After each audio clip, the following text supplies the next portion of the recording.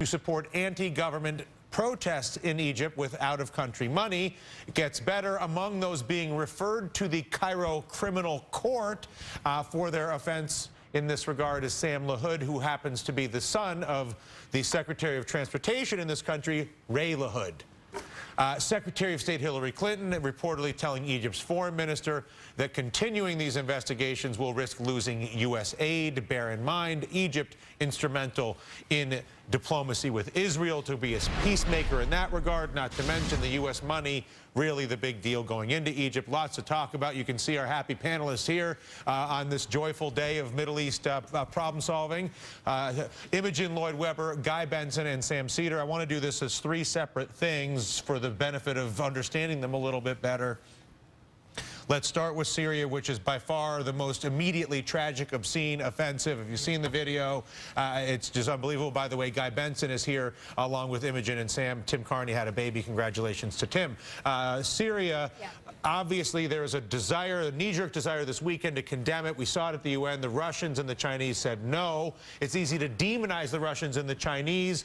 I personally would like to know more about what are all these relationships and what does the resolution mean, and or is this another war? What do we know what we're talking about before we get all worked up?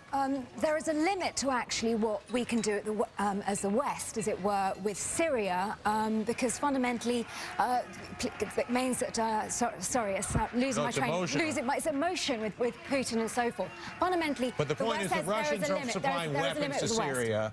Absolutely. That's a good business. They've got a naval air base, a naval base within Syria. It's their one naval base in the Mediterranean. So you got an interesting situation. Let's just back it up real quick. There's a limit to how much we can do without the Russians. I got it. So but let me back it up. I'm going to do a little bit of what I said I wasn't going to do.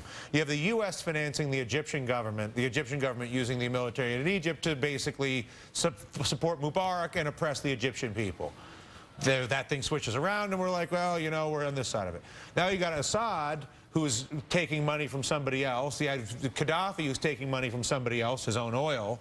The issue with the Middle East in general is that there's a rampant hypocrisy across the board, not just from us, but from all of these different governments. Is there any path through this carcass that's developing that anybody can see that moves towards at least not killing each other, which seems to be what, when you really break down, Guy, is when you see any of these governments or any of these individuals, government or otherwise, killing one another. Yeah, well, I have no problem slamming the Russians and the Chinese for vetoing this resolution. This was not even a resolution calling for regime change in Syria. It was simply saying, let's stop the slaughter and let's try to come up with a solution within Syria. And that was a bridge too far, apparently, for the Russians and the Chinese. Charles Krauthammer had a really interesting column on this on Friday, and he said really one of the key issues in this entire game is Iran. Of course, Russia and China are allied with Iran. Iran has a major stake in Syria. That's their top Arab ally. And so I think there's a lot more behind the scenes happening here. So to do a little triangulation, part of the problem also is that, part of the problem is that NATO overstepped the bounds of the mandate protecting the Libyan citizens.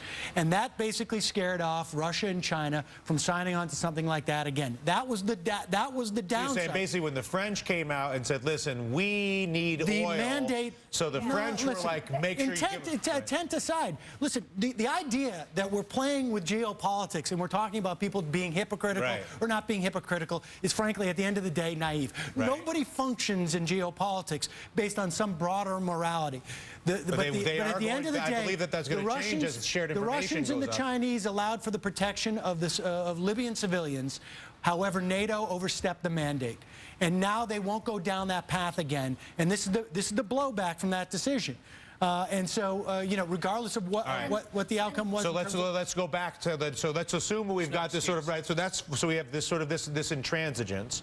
Historically, and when you have a situation like this with intransigence in the Middle East, we have had the benefit of being able to rely on Mubarak in Egypt, when Cairo in Egypt basically was and is the Middle East by population, by culture, by money, by influence, and you could go to Mubarak and say, listen, we've got to cool down the jets in Iran, we've got to cool down the jets in Syria, can somebody do something? But now we've got to cool down the jets in Israel across the board, can you calm the waters? And now we go to Egypt, and what do we have? Oh, and to an extent, chaos. And fundamentally, Russia is saying, OK, Libya, yes, on many levels, NATO overstepped the mark. They overstepped the UN mandate. But at the same time, what's going on in Libya? Chaos. They cannot risk that in Syria, which is more of a keystone nation. Libya is a sideshow. So, to an extent, right, but China what you're and Russia avoiding is one thing, but on the other hand, while you're avoiding it, you're empowering yet another Middle Eastern government who's being confronted with the hypocrisy of their own government and the two sets of rules in Syria for Syrians relative to whether they're in the government or not,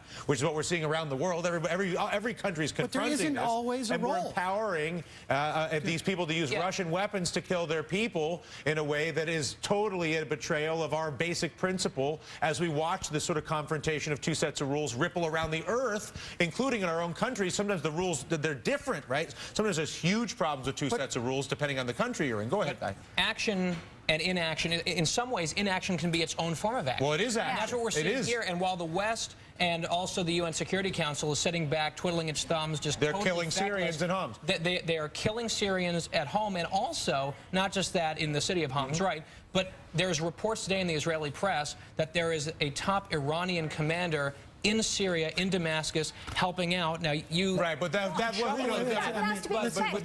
surprised me. But that's conjecture for this conversation. But the point is that... That may be true. I'm not discounting it. I'm saying it doesn't help us. But it's relevant. Some people are playing. It should be possible for us to say what is going on there is horrible, and there's nothing that we can do about it without creating more horror. Yeah.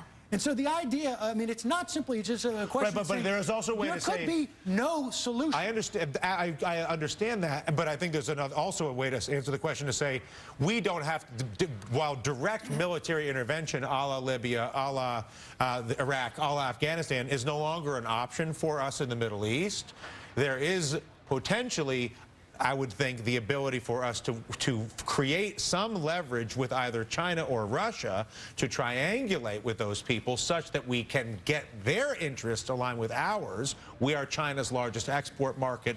If we don't pay our bill, we have a tremendous amount of leverage, especially with China, when it comes to dealing. In other words, there has to be a more intelligent way to deal with the triangulation of power that isn't a race to the bottom of people killing each other. And I don't know whether that conversation is happening, but I've got the feeling that Egypt historically was that, right? That when you didn't know what to do, you go to Cairo and you had get everybody together and try to at least stop people from killing each other. And that's what the interesting predicament of this situation. The panel stays next. A century of bailouts. And where have they gotten us when it...